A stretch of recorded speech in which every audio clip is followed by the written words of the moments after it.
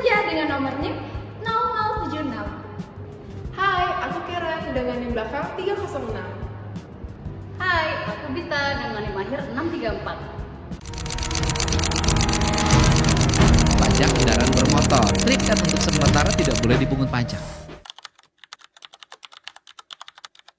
Nah, sebelum kita masuk ke materinya, kita harus tahu apa itu tarif pajak. Tarif pajak adalah besarnya jumlah uang pajak yang harus dibayar kepada negara, yang ditentukan berdasarkan suatu ukuran atau presentase tertentu atas objek pajak.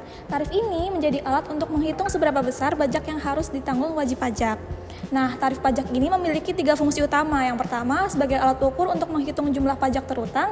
Yang kedua, sebagai dasar penentuan beban pajak yang harus ditanggung wajib pajak.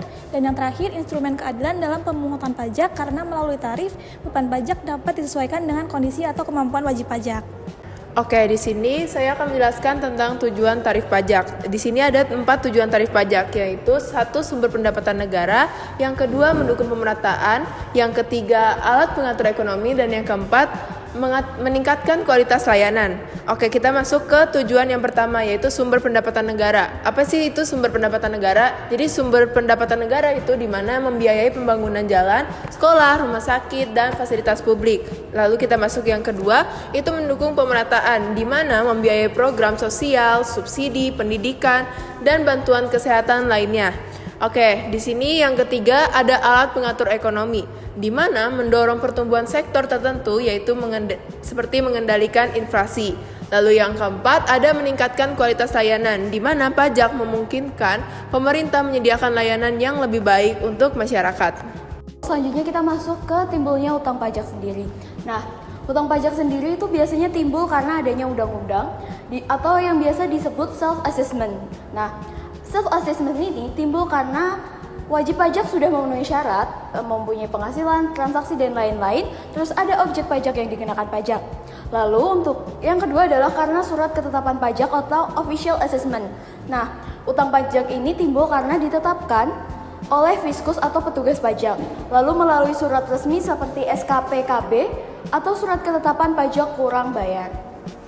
Selanjutnya ada syarat pengenaan pajak. Yang pertama ada syarat subjektif atau KPS, yaitu status sebagai subjek pajak SPDN atau SPLN yang berpenghasilan di Indonesia. Yang kedua ada syarat objektif atau KPO, yaitu adanya objek pajak penghasilan atau laba. Contohnya itu ada penghasilan PTKP, badan usaha mendapat laba. Statusnya itu ada KPS saja atau subjek pajak potensial. Yang kedua ada KPS plus KPO, yaitu wajib pajak. Oke, sekarang kita masuk ke jenis-jenis tarif pajak. Apa aja sih jenis-jenisnya? Yang pertama ada tarif pajak tetap. Pengertiannya, tarif pajak dengan besaran tetap dan tidak tergantung pada nilai objek yang dikenai pajak. Contohnya, berdasarkan PP nomor 24 tahun 2000, yang tadinya materai senilai Rp500 dan Rp1.000 diubah menjadi Rp3.000 dan Rp6.000. Nah, ciri dari pajak tetap adalah pertama, nominal tidak berubah. Jadi jumlah pajak yang harus dibayar tidak dipengaruhi oleh perubahan nilai dasar pengenaan pajak. Dan yang kedua, bukan presentase.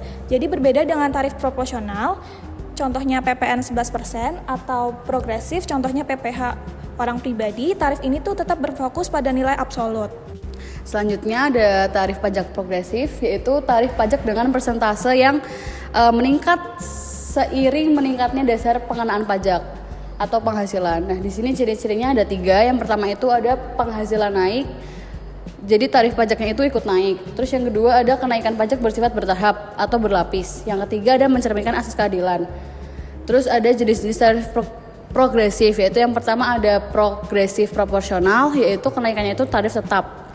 Yang kedua ada progresif, yaitu kenaikan tarif semakin besar. Yang ketiga ada progresif degresif, yaitu kenaikan tarif semakin kecil. Contohnya penghasilan dari 0 sampai 50 juta tarifnya itu 5%. Penghasilan 50 sampai 250 juta tarifnya 15%, dan yang terakhir 250 juta ke atas itu tarifnya lebih tinggi. Jadi semakin besar penghasilan, semakin besar persentase pajak yang kenakan. Selanjutnya kita masuk ke tarif pajak proporsional. Jadi tarif pajak proporsional itu apa sih? Tarif pajak proporsional yaitu tarif yang berwujud persentase yang tetap sehingga makin besar jumlahnya yang dikenakan pajak akan semakin besar jumlah hutang pajaknya. Pada mulanya tarif sepadan ini dianggap yang paling adil karena besarnya pajak seimbang dengan besarnya penghasilan. Tetapi Montesquieu berpendapat lain. Menurut Montesquieu, jika tarif ini ditetapkan dalam PPh maka belum cukup adil sebab penghasilan orang tidak sama kemanfaatannya. Untuk penghasilan yang sangat bermanfaat bagi seorang baiknya bebas pajak. Oke, di sini saya akan memberikan contoh apa tarif pajak proporsional. Jadi di sini contohnya ada PPN tarifnya 11% dari berapapun jumlah objek pajaknya. Lalu yang kedua, PBB dengan tarif 0,5% dari berapapun jumlah objek pajaknya. Lalu kita masuk ke tarif pajak degresif. Apa sih itu tarif pajak degresif? Nah, tarif pajak degresif adalah sistem pajak di mana semakin besar penghasilan, maka tarif pajak justru semakin rendah.